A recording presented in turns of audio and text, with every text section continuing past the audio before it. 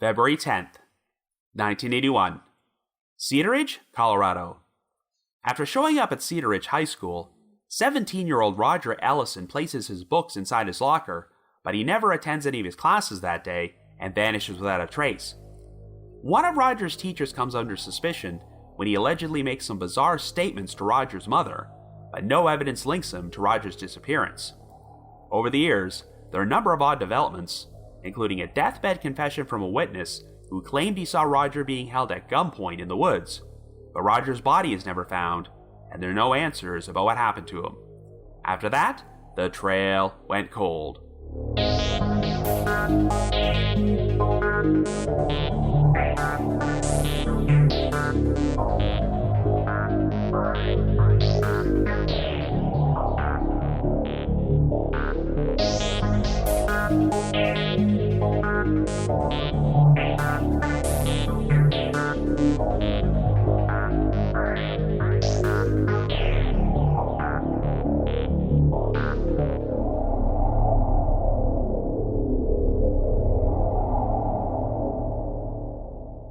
Hello everyone, and welcome to our latest episode of The Trail Went Cold.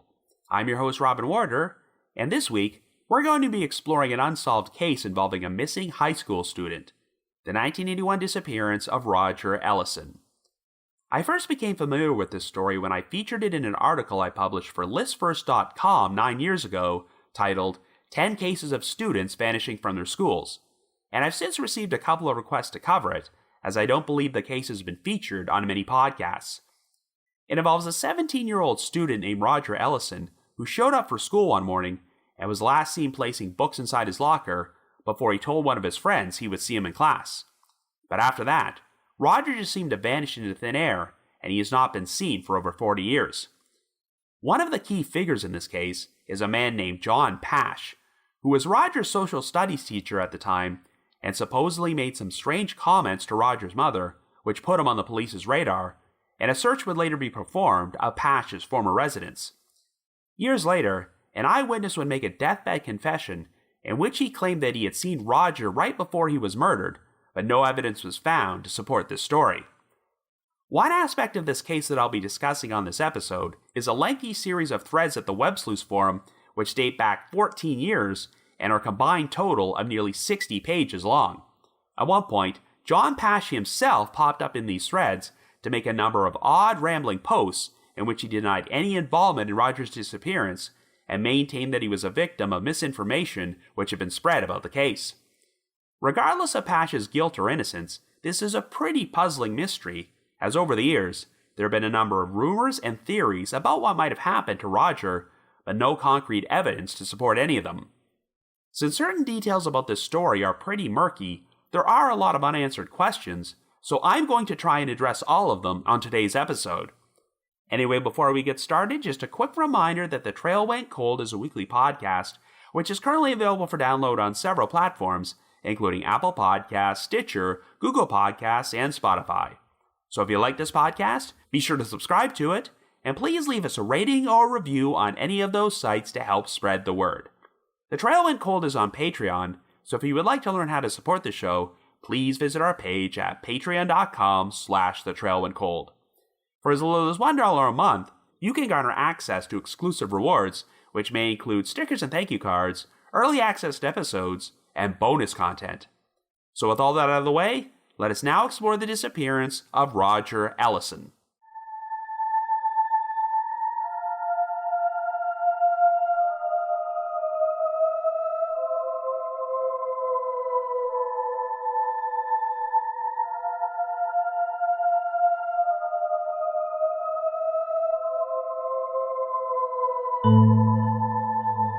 Our story begins in 1981 in Cedaredge, Colorado, a farming community located in Delta County at the foot of Grand Mesa National Forest, which had a population of around 1,200 people at that time.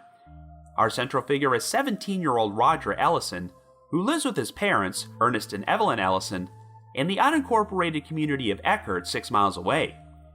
Roger is the youngest of 5 children, but the only one still living at home, as his 3 older brothers and his sister have since moved out. He is currently a senior at Cedaredge High School and is known for being an exceptional straight-A honor student. In fact, he has been accepted for the upcoming fall semester at Western State College of Colorado in Gunnison, and has already put down a deposit on a dorm room he has selected there. Roger is also a very skilled skier with the Powderhorn Racing Club, who frequently competes in weekend ski meets, and has been working to attain A-level racer status in the United States Ski Association. In fact, his sister Becky was once a member of the U.S. ski team and nearly qualified for the Olympics, so Roger is hoping to follow in her footsteps. On the morning of Tuesday, February the 10th, Roger left his residence and hopped on the school bus to Cedaredge High School, where he arrived at around 8:30 a.m. At the time, Roger was sharing locker number 191 in the school's basement with a friend named Mitch Coleman. Mitch would later say that when Roger showed up that morning, he placed some books in their locker. Roger then told Mitch he would see him in class before the two students went their separate ways, but this would turn out to be the last time Roger was confirmed to be alive. Roger never showed up at any of his classes that day, which was very uncharacteristic of him, since he had a perfect attendance record up until that point. When Roger failed to return home, his parents performed a search for him, and after waiting up all night for him to return, they called the Delta County Sheriff's Office the next morning. However, the Ellisons were told they could not file a missing persons report for Roger until he had been gone at least 48 hours, and they said that he likely just ran off with a girlfriend and would be back soon. But Roger did not have a girlfriend at that time. It was considered to be something of a loner, so his parents did not believe he disappeared voluntarily, as he had no history of running away from home. Roger left behind all of his personal possessions, including a car and motorcycle he owned, and the only items he had on him when he left his home were his wallet and a yellow backpack he used for carrying his school books. He was believed to have only been carrying $3 at the time that he was going to use for lunch money, and had $1,000 in his bank account which was never touched. But Roger's family was most perturbed by the fact that he left his skis behind, as skiing was his greatest passion. In fact, Roger had already paid the entry fee to compete in a ski race in Aspen the following weekend, and was greatly looking forward to it. When Roger failed to resurface, his parents tried contacting the Cedaredge Police Department, and they agreed to launch a missing persons investigation. The Delta County Sheriff's Office finally agreed to take on the case after receiving an unconfirmed report about someone with a backpack matching Roger's description who was seen hitchhiking in the county.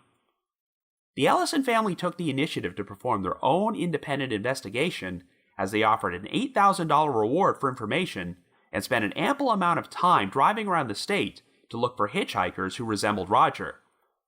They would also attend and hang around a number of ski meets on the chance that Roger might show up there. When Cedaredge High School's graduation took place in May of that year, one of Roger's classmates accepted his diploma on his behalf. But 6 months after Roger's disappearance, the Ellison family would suffer another tragedy when his father, Ernest, who already had a history of heart problems, experienced a fatal stroke at the age of 58. Prior to this, Ernest had spent every afternoon standing at the curb outside his residence, waiting for the school bus to arrive in hopes that his son would be dropped off. When Roger never showed up, Ernest would hang his head and cry, leading everyone to believe that the whole situation caused him to die of a broken heart. Shortly after Ernest's death, his wife Evelyn would make contact with a man named John Pash, who had been Roger's social studies teacher at Cedaredge High School and also worked as a wrestling coach. Now, years later, Pash would dispute a lot of the information I'm about to share with you when he commented in that aforementioned thread at the Web Sleuths forum, and I'll address this later on, but here's what was reported in the press. So, according to Evelyn Ellison, Pash showed up at her residence and told her that prior to his disappearance, Roger had been experiencing a number of personal problems and was feeling suicidal. Pash's house just happened to be located right next door to Cedaredge High School, and he claimed that Roger would go over there in order to turn in his homework so he could get time off to go skiing. In fact, investigators would hear from another source that Pash allegedly told them that Roger would show up at his house late at night to seek counseling from him because of personal problems. Well, Evelyn had a hard time believing Pash's claims that her son was suicidal, and his story would be contradicted by Roger's skiing coach, who had seen him on the weekend before his disappearance and said that Roger appeared to be in good spirits and was looking forward to his upcoming ski meet in Aspen. Furthermore, Evelyn found it odd that Pash would not inform her or anyone else about Roger's suicidal tendencies until 6 months after he originally went missing. Investigators addressed these concerns about Pash by performing a search of his residence, but no evidence could be found, and Pash would sell his house and move away to California in 1984. Over the years, the Ellison family consulted some psychics for assistance and received a number of tips about Roger's disappearance, but they failed to lead anywhere, and the investigation reached a standstill. Evelyn spent the last years of her life struggling with depression and a heart condition, and on February 9, 1992, just one day before the 11-year anniversary of Roger's disappearance, she passed away at the age of 70. Prior to her death, Delta County Sheriff Bill Blair made a promise to Evelyn that he would not give up his pursuit of finding out what happened to her son. In March of 1994, the Delta County Sheriff's Office received a tip from one of Roger's former classmates who told them that shortly after Roger went missing, he had seen Pash digging in his yard. When asked what he was doing, Pash said that he was transplanting roses, which the student found a bit odd since it was still winter and not the ordinary time of the year for gardening. By this point, Pash had sold his house to the Delta County coroner, who had since turned it into a mortuary, but the sheriff's office got permission to perform a dig. They teamed up with a grave investigation team called NecroSearch International Incorporated, who used ground-penetrating radar to detect 4 anomalies in the yard and 2 anomalies underneath the concrete floor in the garage. A backhoe was used to excavate a section of the yard, but no evidence was found, and a decision was made not to dig up the garage. 1 month after the excavation took place, Roger's case would be featured on an episode of the Sally Jesse Raphael show about missing children. The show received a pair of tips from viewers who thought they recognized Roger's photo, with one of the tipsters believing that he looked like a friend of her brother's, but even though these leads were investigated, they turned out to be nothing more than dead ends. The next big development occurred in June of 1998, when a dying man made contact with investigators from the Delta County Sheriff's Office and said that he wanted to make a deathbed confession and clear his conscience. According to the witness, back in the early spring of 1981, he had been out poaching for deer alongside another man in a forest located northwest of Cedaredge. He said they came across a young man whose hands were tied with a white cord and he was being held at gunpoint by another man. Shortly after the 2 poachers left the scene, they heard the sound of gunshots, and the witness said that he made a pact with his friend that they would remain silent and never tell anyone about what happened. After looking through a photo lineup, the witness picked out Roger and identified him as the young man he saw in the woods, and after agreeing to take a polygraph, he wound up passing. Investigators soon spoke to the second poacher who had allegedly witnessed this event, and he corroborated the witness's story. While a search was performed of the wooded area where this incident took place, it failed to turn up any remains or evidence to suggest that foul play had taken place there. It has been stated that both witnesses identified Roger's captor as a man who had since left the Colorado area, though investigators have never confirmed his identity. According to Delta County Sheriff Bill Blair, quote, "There have been rumors out there the person may have played a role, but it has never been proven other than people pointing fingers. There are people out there that know and won't come forward." End quote. Years later, Fred McKee, Blair's successor as Delta County Sheriff, would also publicly express his belief that there were other witnesses out there who knew what happened to Roger but were reluctant to come forward due to their own involvement in illegal activity which may or may not have been connected to Roger's disappearance. Cedaredge High School eventually became a charter school, and in 2010, the building underwent an extensive renovation in order to turn it into an elementary school. While there was hope that this might unearth new evidence to shed light on what happened to Roger, nothing was found. As far as I can tell, there have not been any further developments in the investigation these past 2 decades, so unfortunately, after more than 40 years, we still have no conclusive answers about what actually happened to Roger Ellison. So I guess you could say, the trail went cold.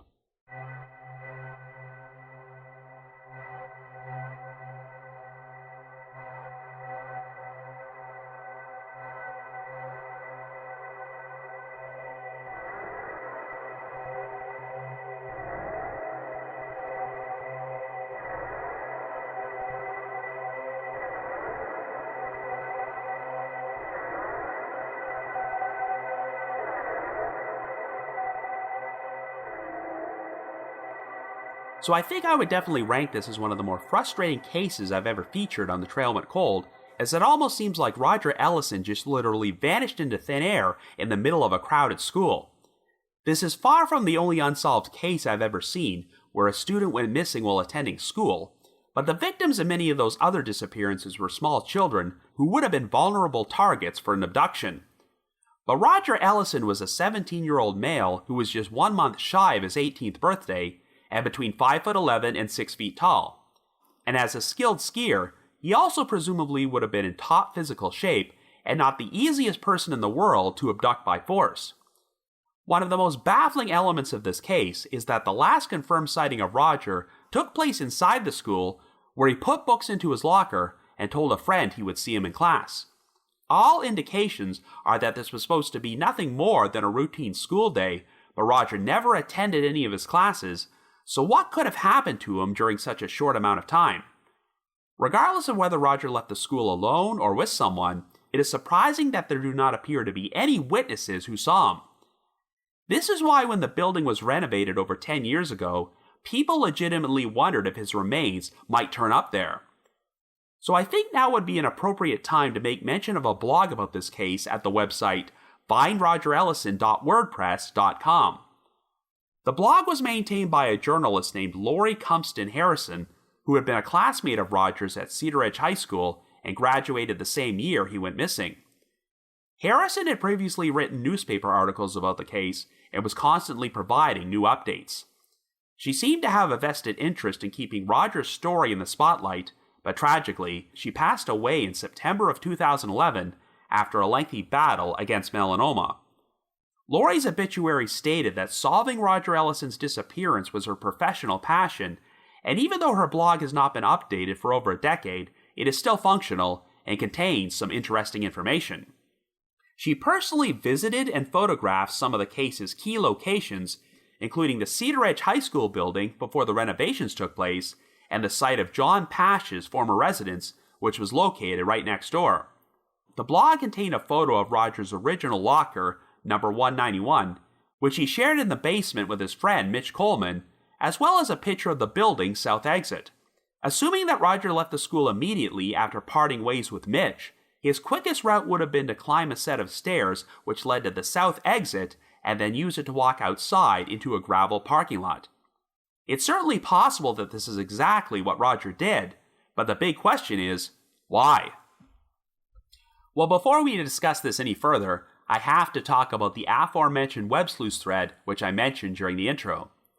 Around the time the Find Roger Ellison blog was started, there was hope that this case might be on the verge of being solved because a poster at Web Sleuths had made a connection between Roger and an unidentified John Doe whose skeletal remains were found in a wooded area in Chaffee County, Colorado in September of 1981.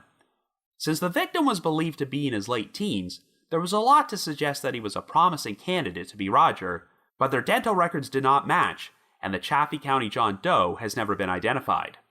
Regardless, this development led to the start of a new thread about Roger's case in the Web Sleuths forum in August of 2008, which would become so lengthy that it was eventually split up into two separate threads, and some posters who claimed to have a personal connection to Roger started leaving comments there. In December of 2008, a poster under the username Chief79 posted a couple comments claiming that they had been a friend of Roger's and also shared locker number 191 with him and Mitch Coleman. He wrote, quote, "I have my own thoughts on what happened to Roger having known him and knowing what he was like. Again, a lot of misinfo about him, his life.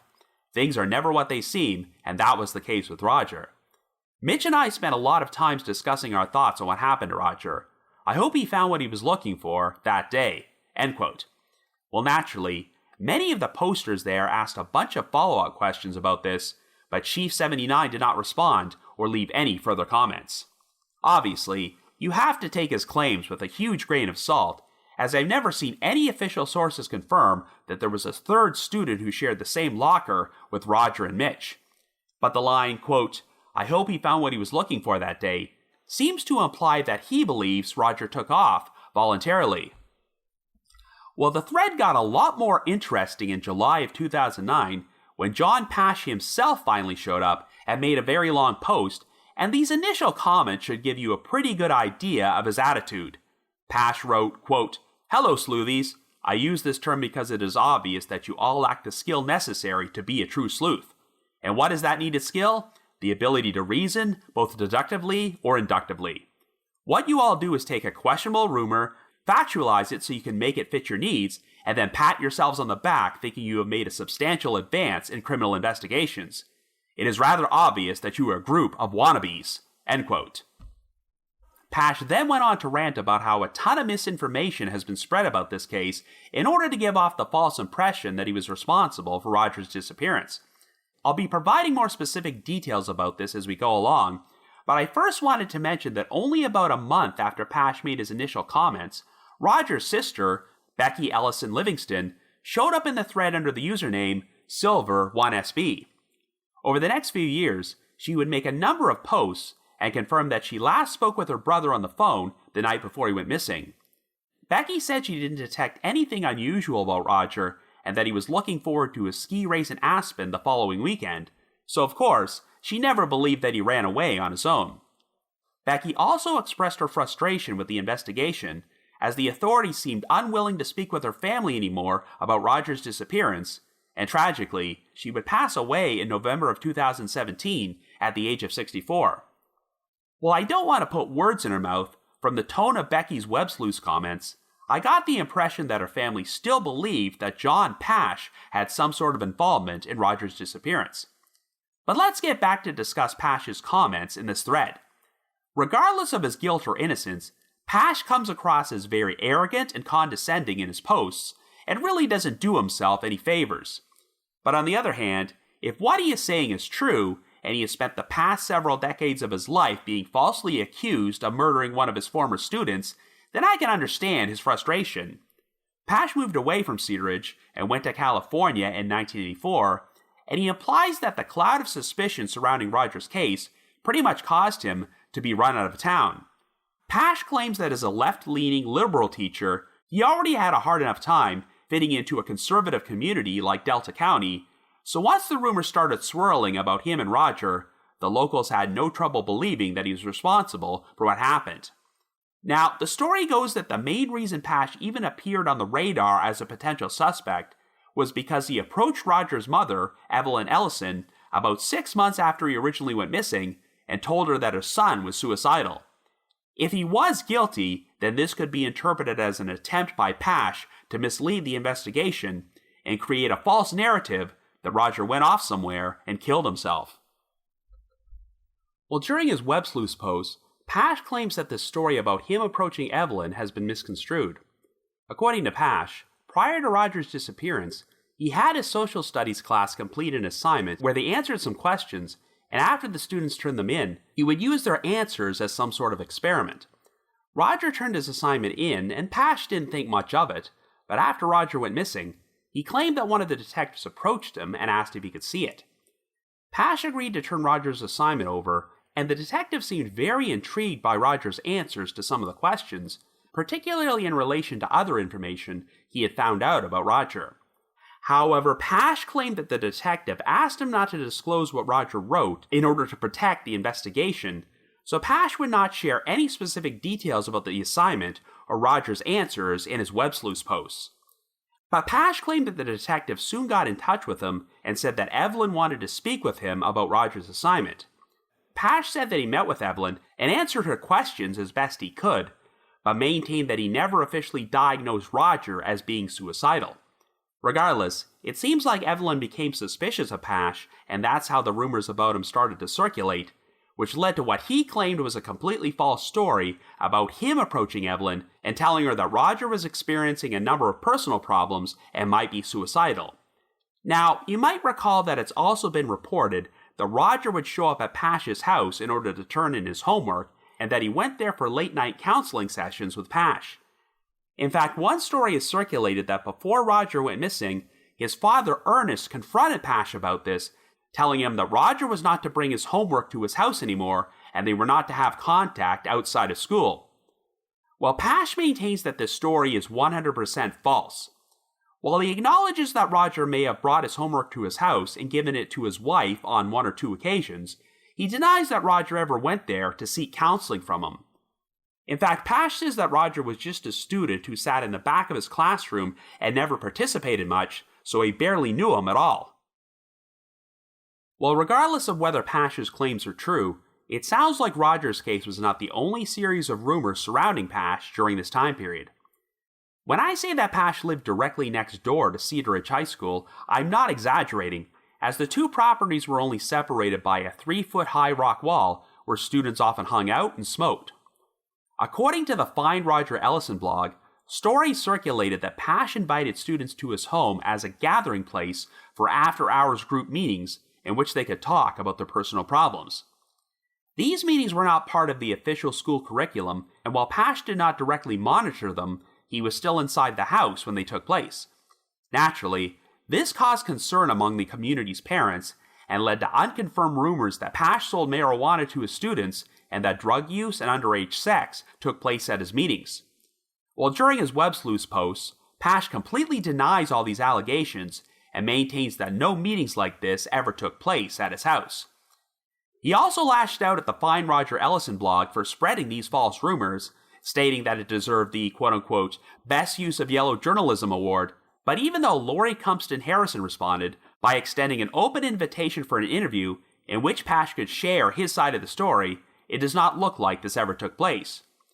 But interestingly enough, a poster under the username, the so-called smartest student, left a pair of comments on the blog stating that the stories about student meetings at Pash's residence were true, referring to Pash as a quote-unquote manipulative sexual predator and implying that they were one of his victims. I really have no idea what to believe here, and being a journalist, I'd like to think that Harrison might have attempted to perform a more extensive investigation to find out the truth, but like I mentioned earlier, she passed away only a few years later. As for John Pash, after disappearing from the web sleuth forum for a couple of years, he resurfaced to make a couple of more condescending posts in 2016. It seems like Pash leans towards the theory that Roger took off on his own, and he once stated that if you saw the answers Roger wrote on that class assignment, you'd have a better understanding of the comments from the mysterious web sleuth poster, Chief 79, who wrote, quote, I hope he found what he was looking for that day. But frustratingly, Pash would not elaborate on this and still claimed that he was not allowed to share any specific details about the assignment.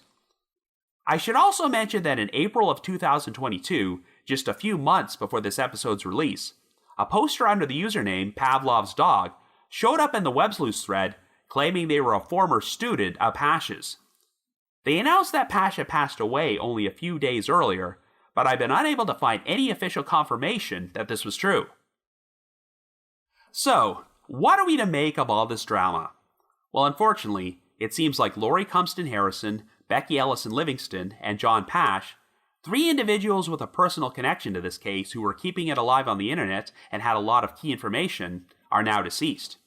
I would ordinarily not spend such a large chunk of one of my episodes talking about blog posts and message board comments, but since there is so little hard information available and a number of unverified details about Roger's disappearance, I definitely had to address this.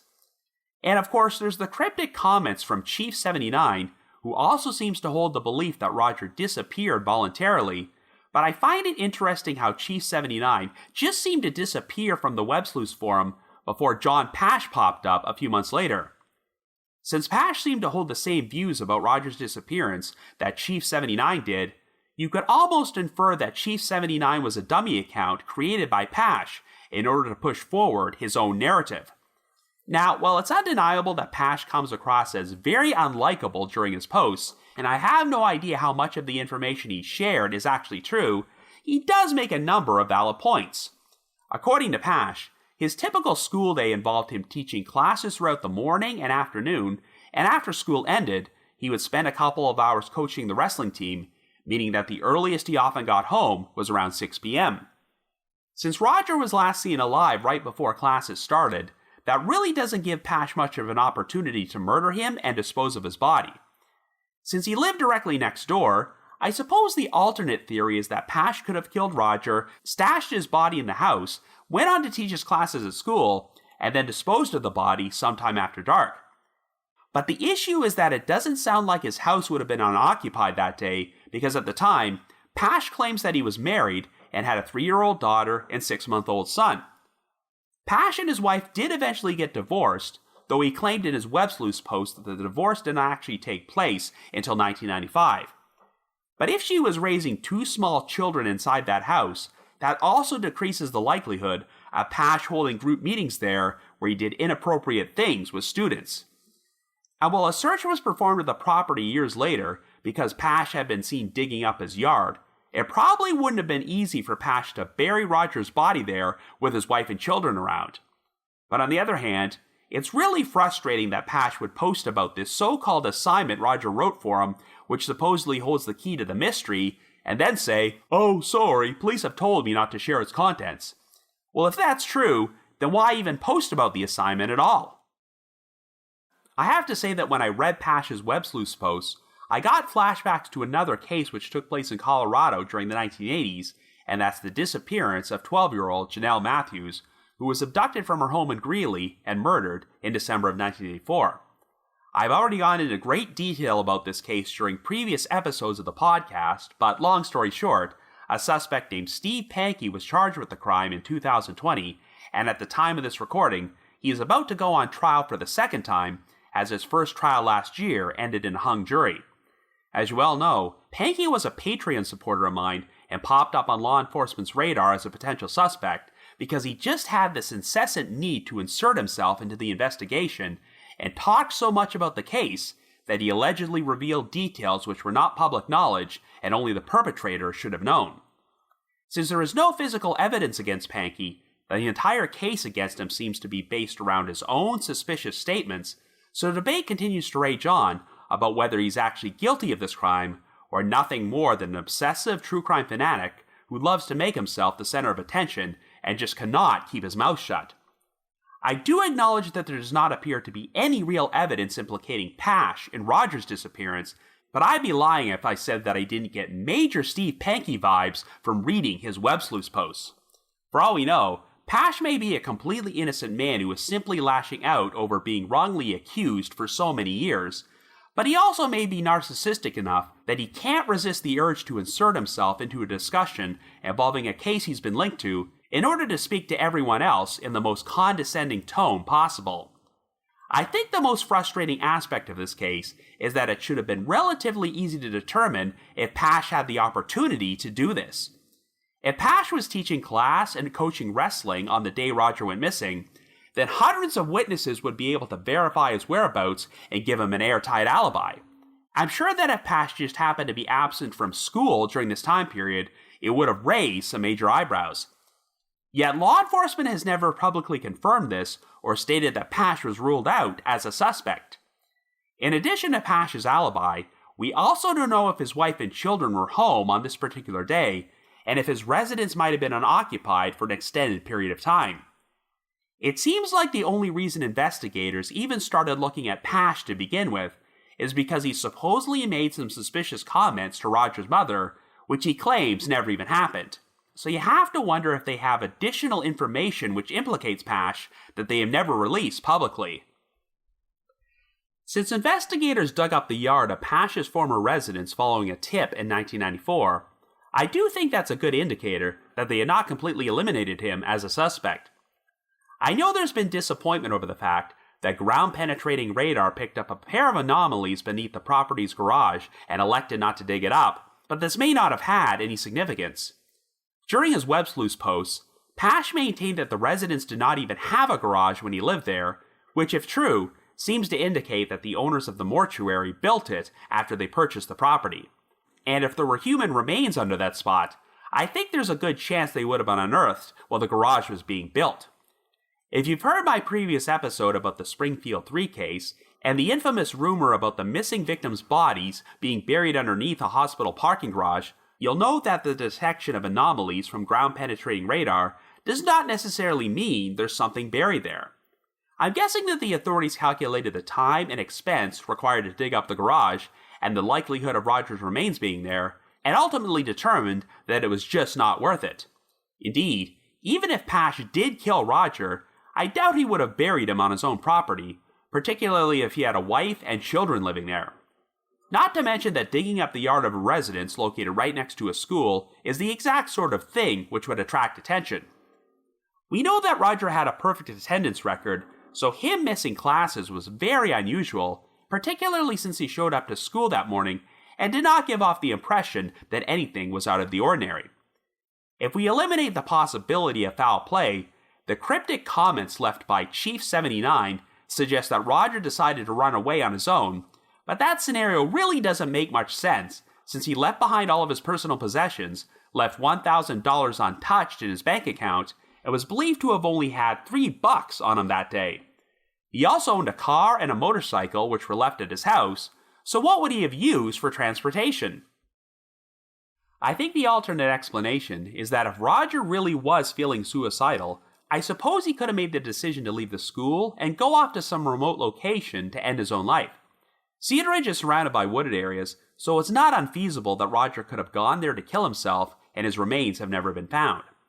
In some news articles about this case, it was reported that Roger's parents claimed he had been behaving oddly in the month prior to his disappearance, possibly because he was preoccupied by something. During her web sleuth posts, his sister Becky denied this and said she did not notice anything unusual about Roger during their interactions together, but it should be noted that she had moved out of the Ellison residence by this point and mostly spoke with Roger over the phone, whereas his parents still live with him and may have been more aware of any odd behavior he exhibited. Roger's brother Roy has also stated that he spoke to Roger on the Friday before he went missing and that he seemed indifferent and unwilling to talk, but Roy did acknowledge that Roger may have just been focused on an upcoming ski race. Indeed, that very same weekend, Roger competed in a race in Telluride where he was reportedly very disappointed with his performance, and this could have provided him with a potential motive for suicide. However, while working on her blog, Lori Cumston Harrison managed to speak with Roger's ski coach from the Powderhorn Racing Club, and he confirmed that due to the weather conditions that weekend, virtually everyone who competed in the race delivered a lesser performance than usual, meaning that Roger's disappointment was nothing out of the ordinary. The coach maintained that Roger appeared to be in good spirits overall and was looking forward to the following weekend's race in Aspen. The fact that Roger was planning to attend college in the fall and had already put a deposit down on his dorm room is also another indicator that he wasn't planning suicide, but then again, suicidal people can sometimes be very unpredictable and decide to end things, even if their actions seem to indicate they have plans for the future.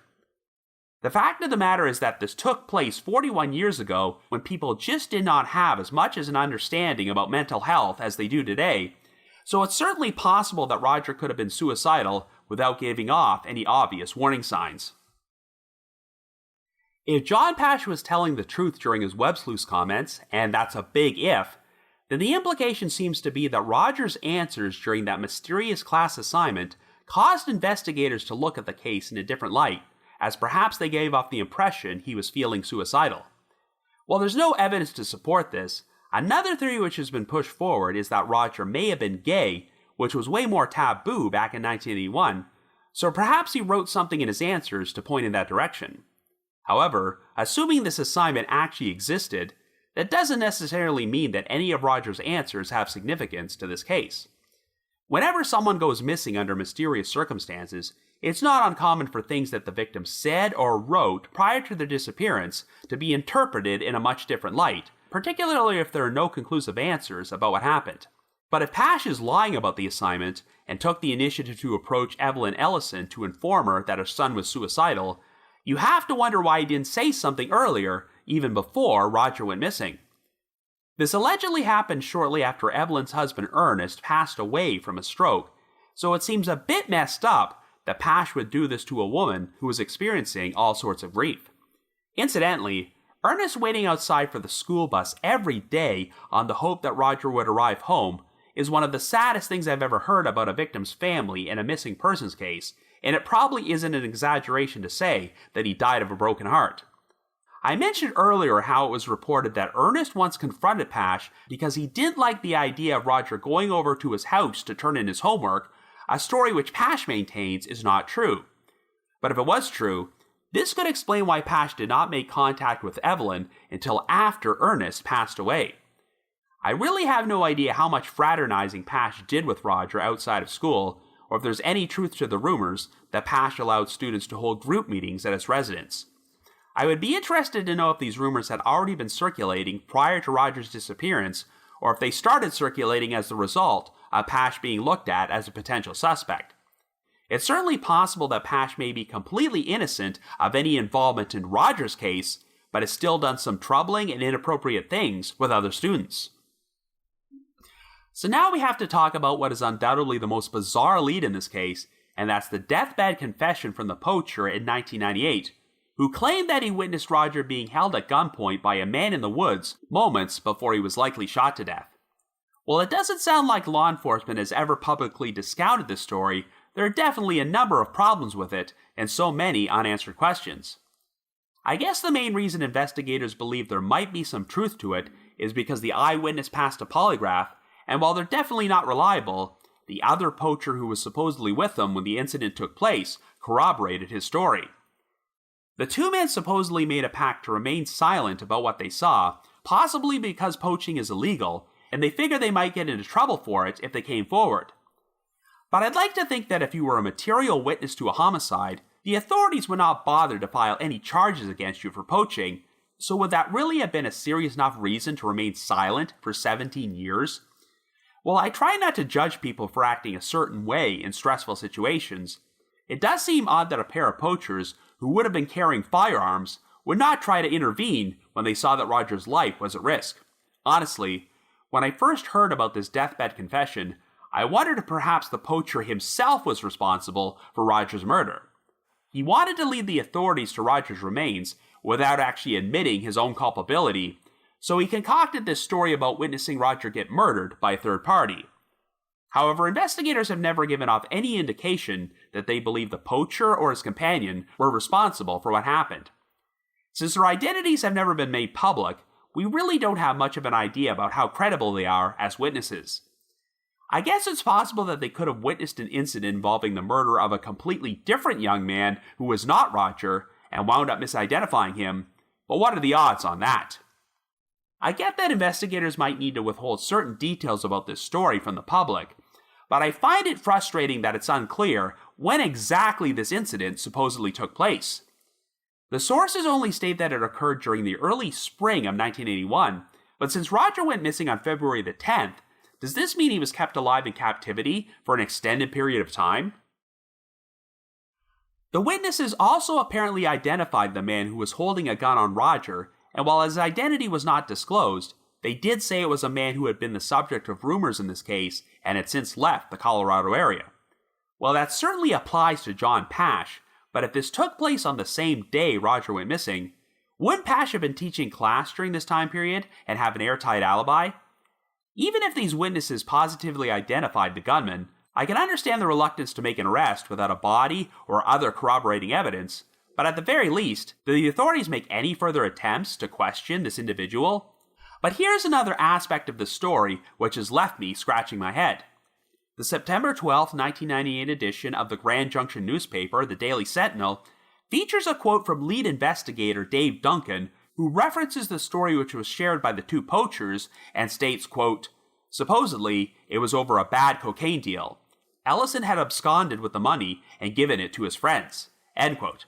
Okay, so how exactly would they have known this? Unless the two poachers overheard a conversation between Roger and the gunman in which they mentioned a cocaine deal, where did this information come from? Well, over the years, multiple investigators have openly stated that they believe there are people out there who know what happened and have never come forward, possibly because of their own involvement in illegal activity. This really gives me the impression that the authorities may have heard something to make them believe that Roger's disappearance is somehow tied to drugs. I'm constantly using the word frustrating in relation to this case, but perhaps the most frustratingly vague detail is a report that Roger was seen outside Cedaredge High School with two older, unidentified men. A Denver Post article from 2014 stated that he was seen with them the week before he went missing, while the Find Roger Ellison blog actually says that this took place on the very same morning he vanished. Either way, I have no idea if these sightings are accurate, and there aren't any specific details provided, and I am surprised they weren't reported on by more sources. Now, when this detail about a cocaine deal gone bad was reported in the press, Roger's brother Roy said that he had no knowledge of Roger ever being involved in drugs, and I've not seen any hard evidence to indicate this was the case.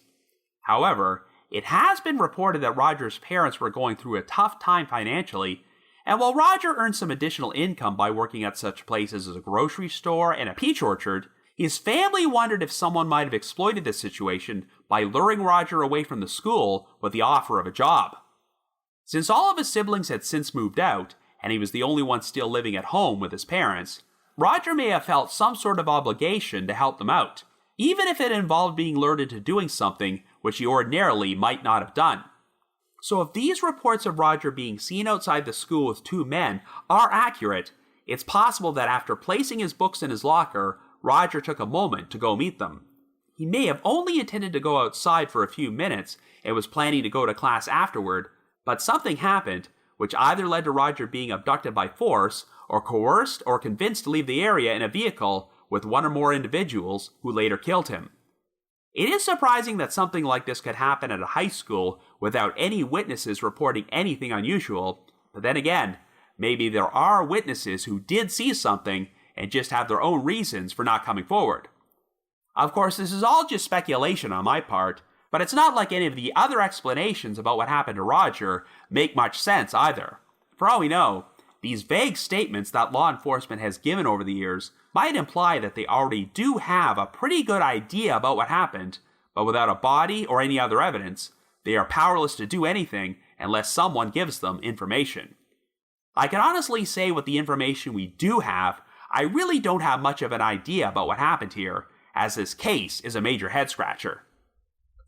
There is really no evidence to lean in any one direction, and while John Pash does not come across as the most likable character, there is nothing to link him to Roger's disappearance, and if he really was teaching class at school on the day Roger went missing, then I don't see how he could have been responsible.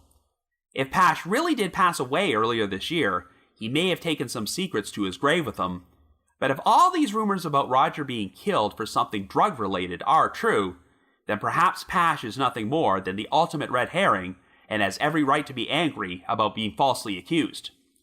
I seriously doubt that Roger ran away of his own accord, and while I can't completely discount the possibility that he went off somewhere and elected to end his own life, there's nothing concrete to support that idea either, unless there was something eye-opening in that assignment Roger supposedly did for Pash. Overall, I do think that the most likely explanation is that Roger left school grounds with someone who later did him harm, but I have no idea how these events played out or who would have been responsible. As it is, it just seems like Roger simply vanished into thin air, but thankfully, podcasts like this can help keep his memory alive. So if you happen to have any information about the unsolved disappearance of Roger Ellison, please contact the Delta County Sheriff's Office at 970-874-2000. That's 970-874-2000. But if you just have your own thoughts about what happened, feel free to leave me a comment or send me an email to robin.warder@icloud.com. That's robin.warder@icloud.com. Now the reminder that The Trail Went Cold is on Patreon, so please visit patreon.com/thetrailwentcold to learn how you can support our podcast and become eligible for some pretty neat rewards. This past month, I released a bonus episode in which I did something a little different from the norm and listed my top 10 favorite movies that were based on true crimes. I've also dropped an exclusive bonus episode from my spin-off podcast, The Path Went Chilly, in which myself and my two co-hosts, Jules and Ashley, cover yet another case from Unsolved Mysteries, the 1986 murder of Chaim Weiss. And for our patrons in Tier 3, I've recorded another new audio commentary track which can be played over a classic episode of Unsolved Mysteries. I just wanted to give a shout out to our most recent listeners who have signed up with us on Patreon these past few weeks, and they are Alicia B., John T., Zeph S., CB, and Astrid Maria K. Thank you all so much for your support. Also, I just wanted to announce that this coming Saturday, September the 17th at 8 p.m. Eastern Time, I will be holding another Unsolved Mysteries live watch marathon in which you can watch classic episodes from the show and chat with myself and your fellow listeners. I will be providing a link to our screening room for our live watch in the show notes, and you can also find them pinned to the top of our podcast social media pages. So once again, our next Unsolved Mysteries live watch takes place this coming Saturday, September the 17th at 8 p.m. Eastern Time, and we hope to see you there. I just wanted to give another shout out to my supporters at the Unsolved Mysteries message board at the Sitcoms Online forum and the Unresolved Mysteries subreddit. I need to provide a big thanks to McGill Foote, who edits and assembles this podcast together for me, and Vince Nitro, who composes the eerie music you hear on every episode. If you haven't already, you can like us on Facebook, follow us on Twitter, or leave us a rating or review on Apple Podcasts, Stitcher, Google Podcasts, or Spotify. So have yourselves a good week and join us next Wednesday for another brand new episode of The Trail Went Cold.